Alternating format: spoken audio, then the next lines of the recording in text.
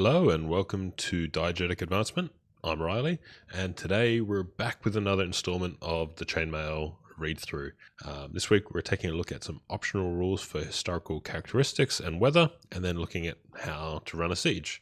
Should be pretty interesting. Lots of optional and fairly situational rules, so I don't know how much this comes up in play, but interesting nonetheless. And of course, apologies for the delay in getting this out. I think, let me just check when my last episode was. Yeah, whoops, over 2 weeks ago. So let's see if I can catch back up to a near weekly basis. I think I will. The next section that we'll read is particularly short, so I will should be able to get on top of that. But we'll see. Okay, before we get into the read-through, I've got some feedback. Of course, the Pink Phantom has called in with his excellent thoughts as well. That'll come at the end after my thoughts. Thank you very much again for submitting that. I think it's great to hear some differing viewpoints, and it makes the podcast much better. So I really appreciate it. I got a couple of calls from Daniel Norton of Bandits Keep and one from Mirke the Meek. Daniel has some is responding to some questions on a morale question that I had, and then talks about some Battle of the Five Armies stuff, and then Mirke also has some chat about the Battle of the Five Armies stuff. So first, I'll take it away with Daniel. Hey Riley, Daniel calling in again. Sorry, this time I'm driving, so the sound is probably not great. But as far as the morale, because you were questioning that, yeah, so let's say you check at 25%. You actually said it exactly right. Then you check when you lose another 25%. But the way that it's phrased means that you don't lose it at 25% of your existing number after the first check, but 25% of the original. So just like you said, if you had 20 and you lost 5, you check, and then when you lost 5 more, you check. Not you had 20, you lose 5, and then when you lose 25% of 15, which I'm not going to do that math. And yeah, if it's 50, then they never check again, which is pretty cool. So that's how I've always done it, and I've seen people do it, so I'm assuming that's correct. So unless somebody else says different. Hey, thank you for the call, Daniel, and for answering my question. Yeah, I think that's the only way to interpret it. I'm not sure how actually confusing that section is, but it certainly confused me, so I really appreciate the confirmation there. So thank you very much. Let's roll on to your next call with some thoughts on Chainmail and the Battle of Five Armies. The second part of this is going to be to Mirke, I guess, and also to you. So I believe, and I'll try to find it, but there was one of these things, because as you mentioned, Gygax in the spotlight gets a lot of flack. I read a blog post somewhere or saw something somewhere about how Gygax actually stole, the idea of the fantasy supplement from another, it was like a convention game, and where they ran the Battle of the Five Armies, and it had some of the ideas of the fantasy supplement in it. My personal view on that, not that you're asking me, is that I think just like today, as we see things on blogs, we see things all over the place, people see cool ideas and they use them. I'm not defending him, but I'm saying that, I don't doubt that he snagged up some ideas from different sources. But the reason why this is relevant is because I looked at it once before, and it's not exactly the same system. It's not chainmail, obviously. It's just very much that exact battle. And I'm curious what the stats are for that. So I will try to find it. But if you are a better internet researcher than me, it might even be on the John Peterson thing. There is a Battle of the Five Armies that's apparently, at least on some level, inspiration for chainmail. Now, to what Mirke was saying, I think that part of the reason why I didn't read the thing yet, but probably part of the reason why he started it out that way is because, again, he's still playing a war game. And I don't know what he says in the article, if he says, this is exactly like the book, or if he says, this is how I would play this out in chainmail. And frankly, in chainmail, and you'll get to it when you get to the fantasy supplement, elves are great archers because they are allowed to do a split move and fire on foot as opposed to being on horse. So that's incredibly powerful, as having done a lot of split move and fire. So yeah, why wouldn't you do that? And the elves having bows does not preclude them from having spears. So that's also important to know. Swords and spears, totally fine. Also, to the point of Gandalf, since, we'll get to there, while he doesn't throw fireballs and stuff, I know that, he does, in fact, a wizard is able to use a sword in chainmail. and you can stand up, and I'm pretty sure I talked about this in a podcast. A wizard can stand up with a sword in chainmail and fight and cut down enemies because they're actually pretty tough. I think they're 2 armored foot or something like that. So, or on a horse, I think they're 2 medium horse. So a wizard by themselves is actually pretty formidable, even without the spells. So I suppose if you didn't want it, if you wanted to be more like Gandalf, I think you could just remove the fireball and stuff, and you'd be fine. Anyways, great episode. I will move on to the next. Okay, and thank you very much for that as well, Daniel. That was sort of the back half of a call. The front half I've cut off, and I will save that for another podcast. It's unrelated to Chainmail, but yeah. So I did a little bit of searching. I haven't actually gone and found the rule set and had a look, but there are some articles on John Peterson's website, and the links to that will be in the show notes. So that'll be interesting. I will see as much as I can find on that for the finale of this chainmail section when I dig into some Battle of the Five Armies stuff. But thank you for putting me onto that. That'll be an interesting read when I find it. And then yeah, great points on sort of how the chainmail system works and how to interpret that that force organization structure, because it's because yeah, it does take some interpretation with the rules to work out what it actually means. And now I haven't actually got to the fantasy supplement in this read through yet, so I don't have any thoughts to add here. And to be honest, I haven't used the fantasy supplement much. Most of my chainmail has just been using regular troops. The little experience that I have had. So I look forward to getting to the fantasy supplement section, and I will maybe I'll have some thoughts at that point. But I appreciate you calling in and sharing your expertise. Speaking of expertise, go check out Daniel's podcast and YouTube channel. I'll include a link to his second channel, which I neglected to do, which is actual play stuff. He's got a whole back catalogue to go through there, but some of his recent stuff has been solo play using OD&D in Chainmail, so that's very relevant. I highly encourage you to go check some of that stuff out if you're interested to see how Chainmail can work and how you can use it to run RPG-like stuff. So with that, I'll carry on to Mirke, who has some further thoughts on the Battle of Five Armies that Gygax wrote up in that article. Hey Riley, once again, thanks for doing the chainmail read-through.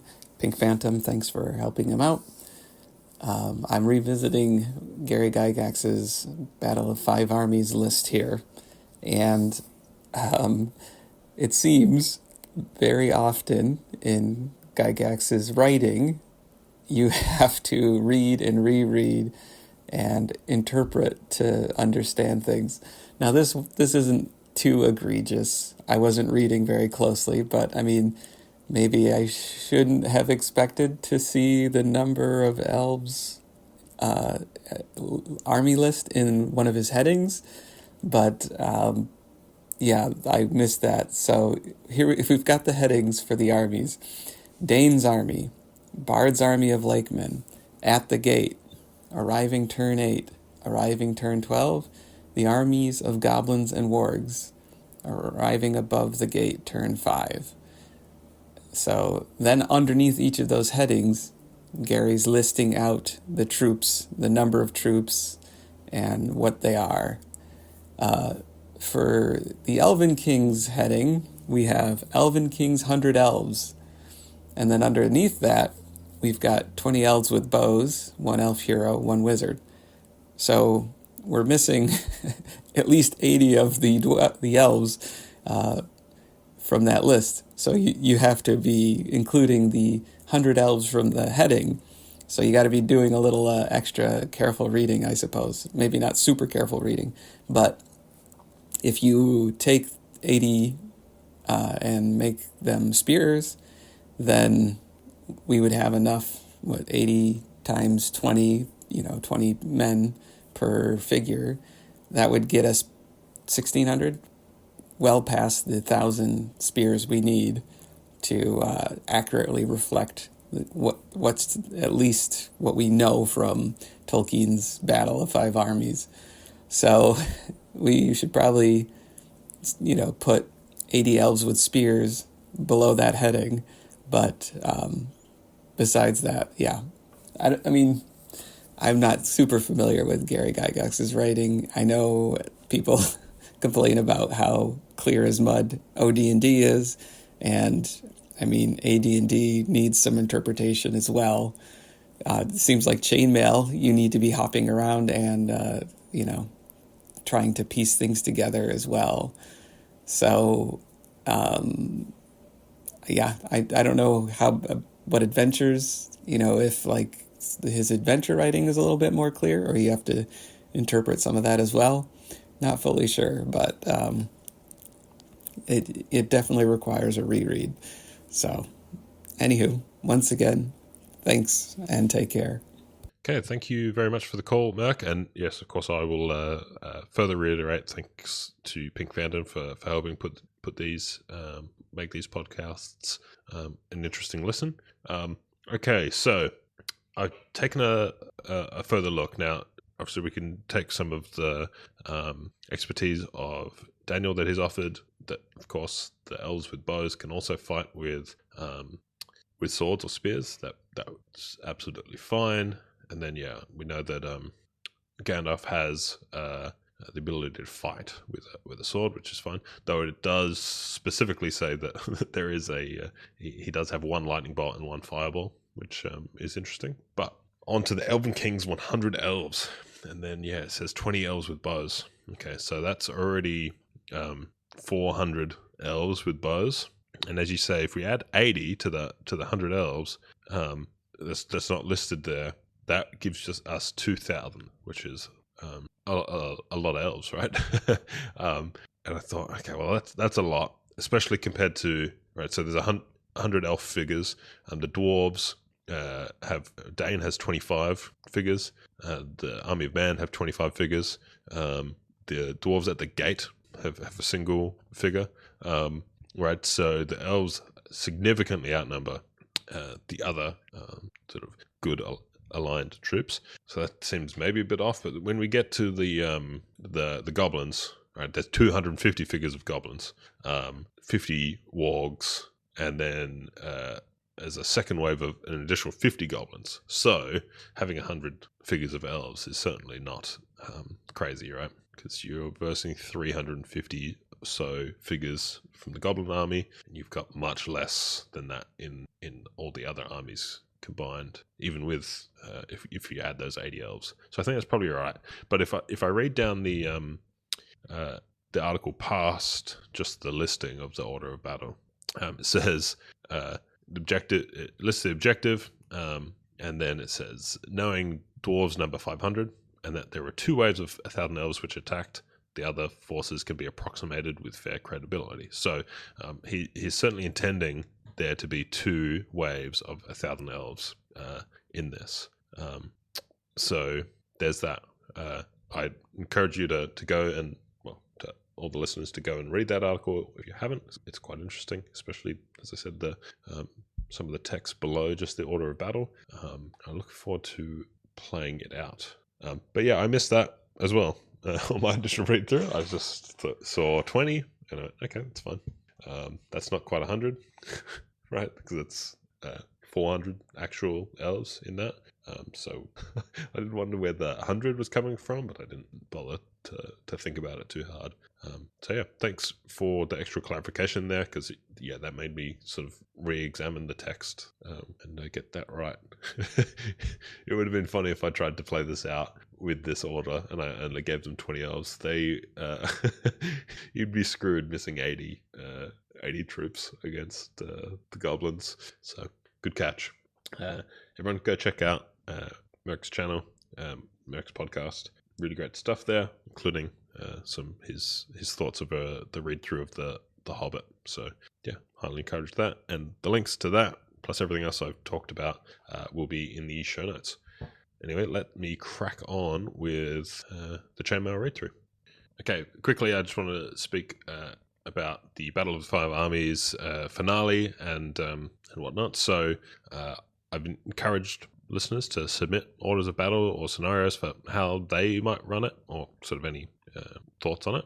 But I wanted to provide some some clarity on a rough timeline for when submissions would need to come in, and that'll give some clarity when this read-through will finish, at least the chainmail portion. So at the current pace, we're doing about 5 pages per post, and we're at the end of this, we're going to be on page 25 with man-to-man, and we need to get to page 39 or 44 if we include the tables, but I'm not, because I'm sort of bringing them forward as they're required in the sections, or 45 if you count an advertisement for other TSR products. So with some simple math, we're very likely 3 posts away from the end, and I've not been keeping a weekly schedule, as is obvious, but I've been close for the most part. But with some padding, I'm going to put a deadline on submissions for the end of March, and then I will play out the battle in the first week or so of April and have that released shortly after. Of course, I don't need submissions to play out the finale, so don't feel pressured or obliged to submit. I will just use what I've already kind of some of the tips that I've already got, and Gygax's order of battle. Okay, let's jump in. Historical characteristics. So this section is a bunch of optional rules for some more historical accuracy. And for the most part, they seem to be optional because they represent troops or methods of combat that are specific to a certain time period or part of the world, which beckons the question why so much attention was paid to the Landsknecht and Swiss in the core part of the rules. But we start with an optional rule that disallows intermixing unit types, except for horses, which are allowed to do so as long as their types are 1 apart. So you can't mix light with heavy. But this implies that you can have intermixed troops normally, and so now I need to go find out how I'm meant to handle that. I don't recall anything in the rules up to this point, so if someone knows, please let me know. That might be one of the questions that I have to go back and look for when we get to the end. But then we get a bunch of rules for different unit types. The Brave Knights that have to charge, scheming mercenaries that might demand pay or swap sides, to poorly trained troops or poorly armed levies and peasants.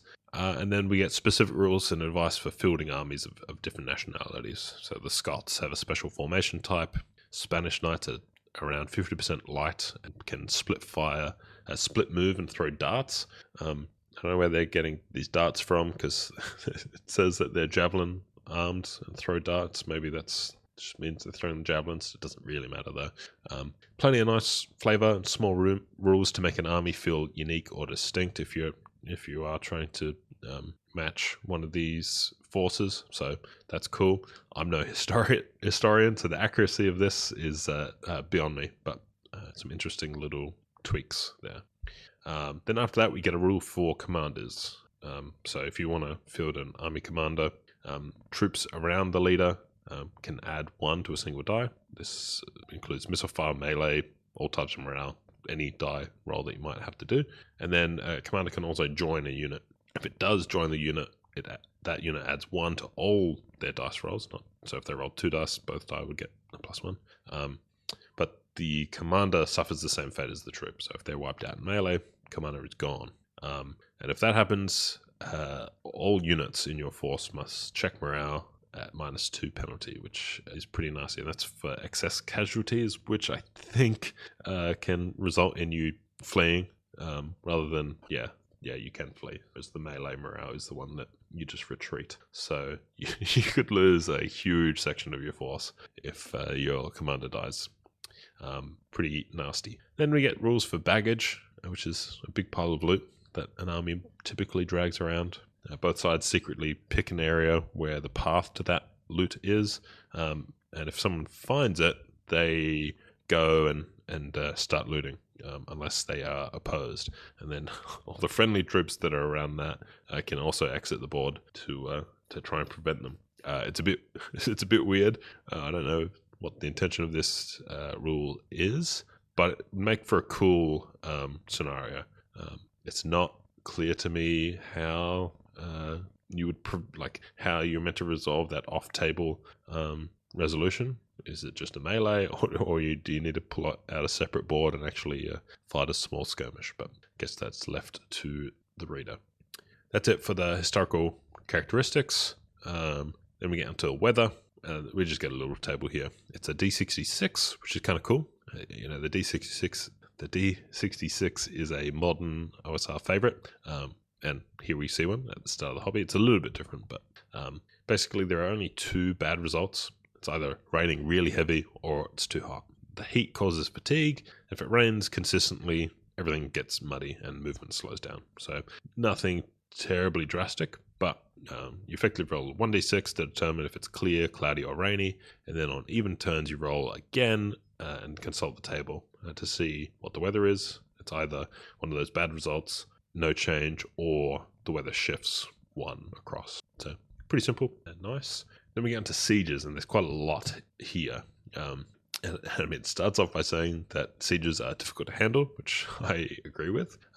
So I think the intention here is to provide some rules just to help with running that if you choose to do so. It gives a list of targets and their defense values, which are effectively hit points. Bastions at the top end range from 40 to 60 defense points, whereas a catapult only has 3. So it's interesting that we get fortifications and siege weapons as targets. Obviously, that's just the firing back and forth there. And we get damage value for the weapons. So, a bombard is hitting for 6 damage, whilst a small catapult only hits for 2. And then I had the same conclusion that the rules do when you read these. It's going to take a long time to bring down the walls of a castle. So sieges will be very difficult. We get some rules for siege towers, covered rams. Basically, they can move quicker for each man that is pushing them up to a maximum, which is very similar to how catapult firing rate works. Ditches and things like that obviously can't be moved through. And then siege towers, you start with some people at the top, and a certain number of people can climb up the ladder each turn. A ram, once it reaches a wall or something like that, starts to just deal damage each turn.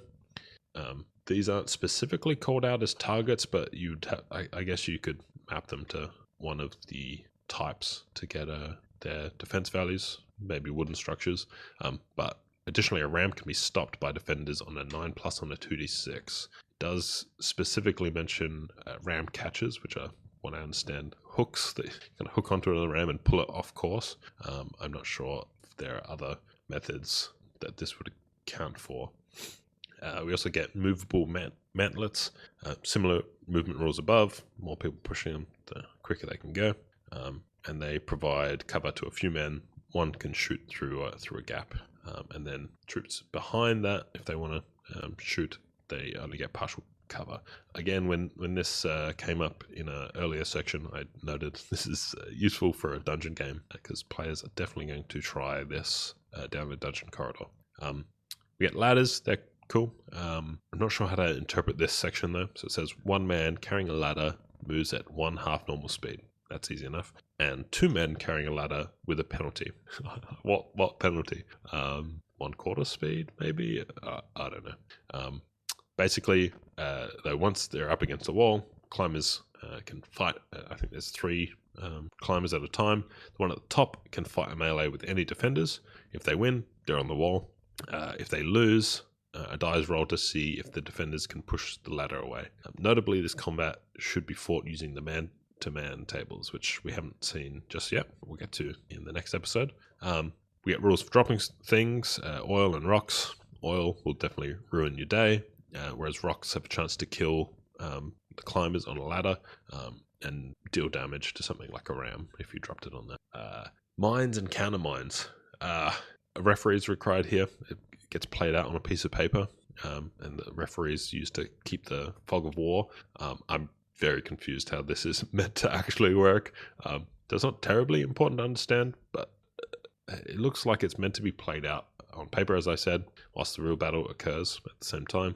And the attacker can attempt 2 or 3 mines. I guess you pick which one, and then the defender can attempt 1 or 2 counters to that. If the counters work, as in you've placed them in the vicinity of the actual mines, then the sappers are killed. Otherwise, the mine blows up and puts a breach in the target wall, which leads into the final rule of this section: breaches. And when a wall is breached, troops may move through at a rough terrain pace, and then defenders can block a breach in 3 turns. Attackers can then similarly tear that repair job down in 3 turns. Both need to be uninterrupted, and that blockage, it counts as a movable mantlet for protection and defense values. So it's kind of your wooden structure that they quickly patch the job with. And that's it for this section of the read-through. Some fun stuff in here. It is all optional or situational. So as I said, I don't know how much play much of this actually sees, but I can see how it's useful to handle things when they are applicable. We get one new question here. How am I meant to handle intermixed troop types? Because the combat tables assume the target falls into a single category. If anyone's got thoughts on that, please call in and let me know. But we also get some clarity on melee, and I think this is the nail in the coffin. So hidden in the rules for mercenary troops, and it's not really all that hidden, but each turn mercenaries, they have to roll a die. On a 1, they don't do anything. They refuse your order, right? A 2 to 5, they obey your orders. They do what you tell them. On a 6, you have to roll again, and that gives you results like they demand more pay, they betray you, or they're inspired, and you don't need to make this check for a few turns again. But right after that, we get a note. Once engaged in melee, it is not necessary to check mercenaries until after the melee is concluded. And this, to me, is the nail in the coffin. Melees have to span across turns, otherwise this quote is irrelevant. Right? You're only making the check once per turn. Once you're in a melee, you no longer need to. It must mean that melees span turns. So that's my final ruling on the matter, I think, unless I'm presented with very strong evidence against it. I'll have to submit to Pink Phantom's ruling, and that he is correct. But I think this is, there was definitely ambiguity, and I could see both sides before, but this is, I don't know how you would interpret this any other way. So let me know what you think. But on to next week. Next week, we're going to look at man-to-man. It's only 3 pages, page 25 to page 27, but it makes sense to just handle that all by itself before we move on to the next section, which is the fantasy supplement. Thank you again for listening, but I'm going to let Pink Phantom share his thoughts and play us out. All right, Pink Phantom again, talking chainmail. I do think in the last section I completely forgot about going over the melee optionals for added realism. The only thing I would say about those that I don't think that you talked about was the impetus bonus, saying that heavy foot, armored foot, and all horse units will receive an impetus bonus when they charge across smooth level terrain or down moderate slopes. I think that does lay a little credibility to the idea that light means unarmored, because Lightfoot not being on horses and not having armor, it makes sense that they don't have that added impetus bonus. So I think talking about, even though it's, again, doesn't specifically state in the rules anywhere what the difference is between unarmored and half armor or shield and full armor, I think the light, heavy, armored foot designations and the light horse, medium horse, and heavy horse designations are essentially those sections. Now we have the historical characteristics optional section, mainly talking about historical types of units and even going into historical nations of units. The historical types of units seem to mostly come with special rules. Knights will attack certain types of units unless an obedience die is rolled a 6. Levies are treated like heavy foot. And the Flemish pikemen, used as an example, add 1 to dice scores when checking morale. Dice scores. So I guess that means the score of the die of all the dice. Because for some dice, some scores you're rolling 2 dice, 1 to each die. Or well, I think that does come up later on in this section. Actually, examples. Mercenary troops, you roll to see if they actually act, or if you have to pay them more, or if they're bribed and they go with the enemy. One interesting thing about mercenary troops is this rule is that you have to roll this die before each turn. And at the end of that section, it says, once engaged in melee, it is not necessary to check mercenaries until after the melee is concluded. So to me, that sort of confirms that melee carries over from turn to turn, because if you always resolved melee, even when you roll that 0 to 19 die roll, it says melee continues. If you resolved all melee by the end of the turn, you would have to roll before the next turn starts because they're no longer a melee. So I think that's probably, and having often just skimmed through or skipped over this section, reading it in more detail, that's the first time I've really noticed that. But I do think that does indicate that melee that continues does continue from turn to turn instead of being continued immediately for another round if it gets that 0 to 19 result on the post melee morale result, because otherwise that rule wouldn't be necessary. Peasants have to roll to attack and to defend, so they're a very poor type of troop. Religious orders, knighthood, don't surrender. So just exceptional rules or additional rules for most of these types. Then we get into the unit types that are named after historical types based on their nationality. English longbowmen can put stakes, which make them harder to charge. And then a lot of the rest of the groups are mainly talking about troop composition, that all Mongols are horsed, 1/4 being medium lancers, 1/4 light lancers. So in that situation, you wouldn't necessarily get to pick all the different unit types or the portions of unit types that you want. If you were trying to play this historical type, they would have to be as balanced in this section if you were playing by these optional rules. Scots infantry can form Shillitrons, or no, there's no I there. Shiltrons, Skiltrons.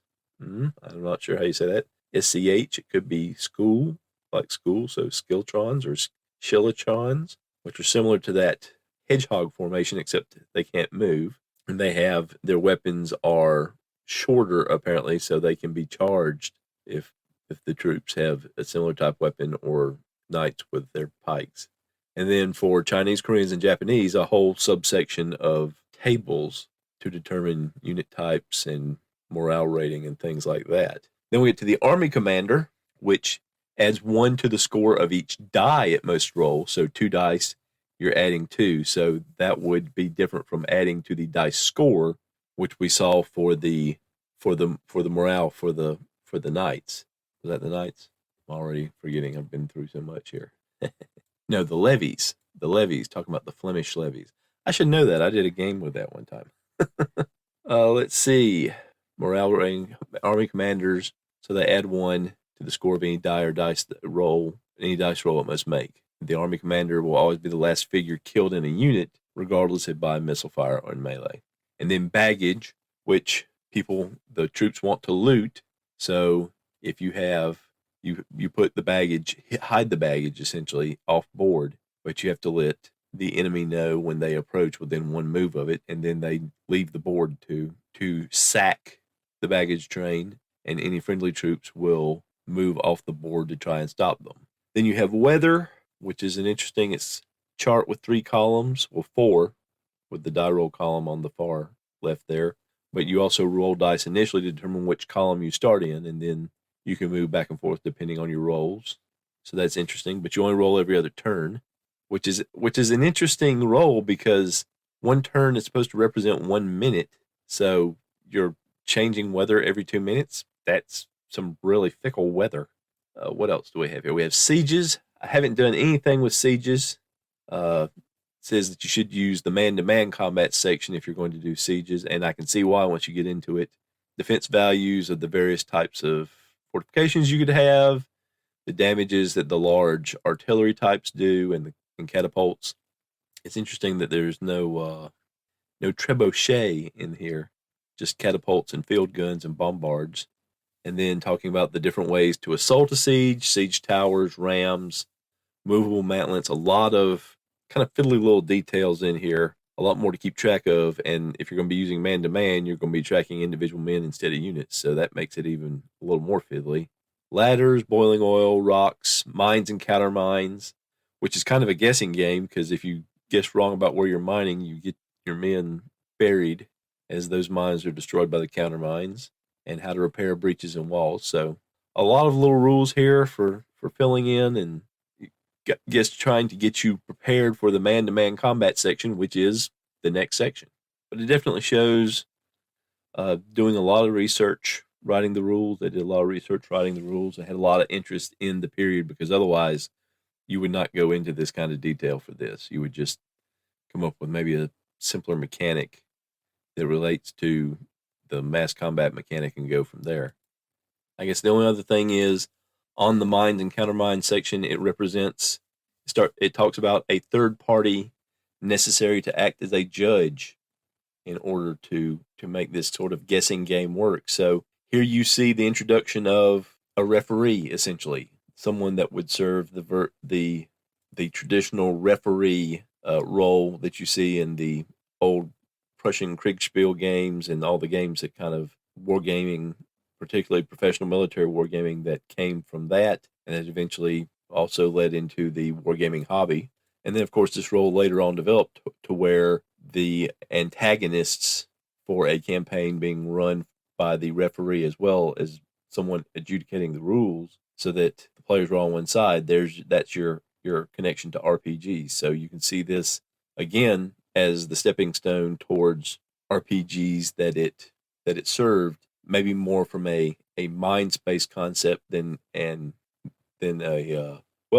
as much from a mind space concept as from a mechanics standpoint, because obviously OD&D referred to using chainmail to resolve combat when it was published a few years later. So a lot there, a lot of things that I have either not used or used very seldomly, and this entire section seems to be about adding more mechanics to the game.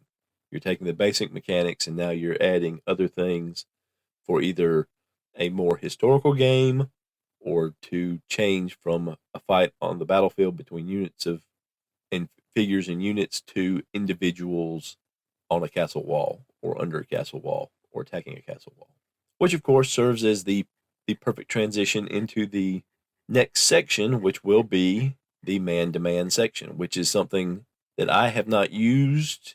I know I've never played through them.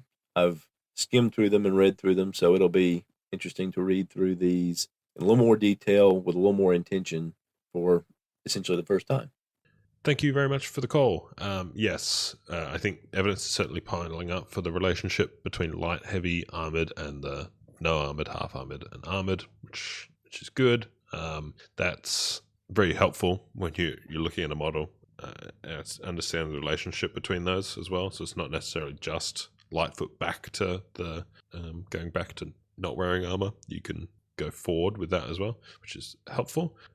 Glad that you caught the same thing in the mercenary section about the melees.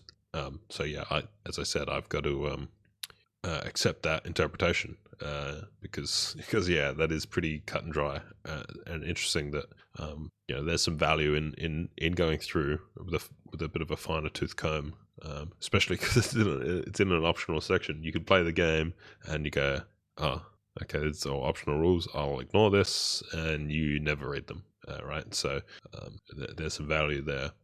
Yeah, the weather changes. I thought that as well. You got 1 minute. And things are changing. Now, I don't know how bad it actually is, right? So you're clear. It's only on a roll of a 6 that it becomes cloudy. And then there's a chance for it to become rainy, right? So I don't know how, and there's a chance that it goes back to being clear again. So I wonder, I'd have to think about it a little bit more and do some math to see how often the weather actually changes. But yeah, it does seem like you could get some strange weather if the dice gods determined that was going to be the case. And yeah, great point on obviously the detail and interest that's gone into this, right? There's a lot of detail. Again, as I said, I'm no historian. I've got no idea if it's accurate, but there's a lot there, and so it certainly shows some care and some interest in the time period. Of course, yeah, good point on the referee and the judge. It's not the first time it's come up in the section though. In initiative, you can do the closed system where the players are writing down their orders and then a referee needs to adjudicate them. So, but yeah, great point. We can see the sort of how that might have evolved into RPGs. And yeah, then I agree with you. This is all it's unsurprising. It's not surprising that you haven't used many or any of these rules. I think they're very niche, and it definitely reads as, hey, here's some stuff that you can add on to a core rule system, which also kind of ties into the future of RPGs in a way. Thank you very much for the call. thanks everyone for listening, and yeah, next episode will be Man to Man, which I very much look forward to. Again, that's not something that I've played with either, so I might even have to crack out the dice to get a better understanding of it. So yeah, bye for now.